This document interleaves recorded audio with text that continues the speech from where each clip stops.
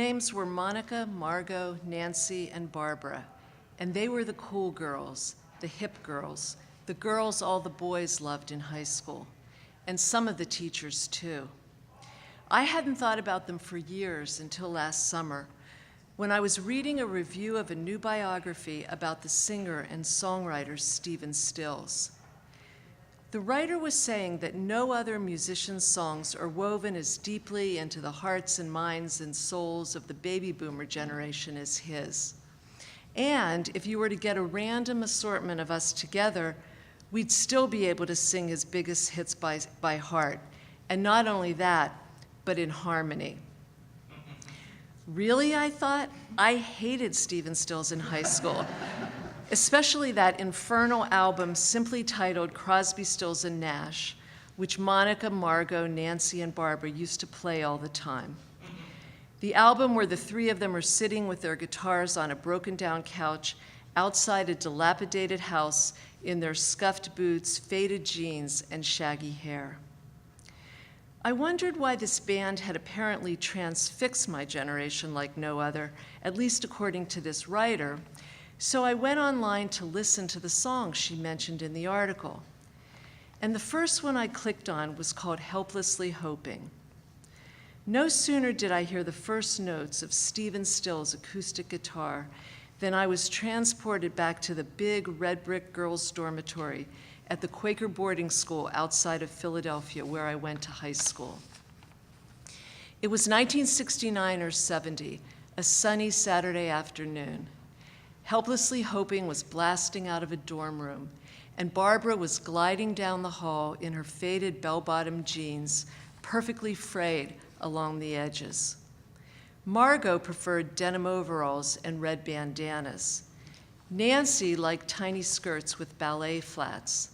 And Monica, with her long, straight hair parted in the middle, so reminiscent of Stephen Stills' erstwhile girlfriend, Judy Collins, well, she was partial to baggy jeans and embroidered Mexican shirts.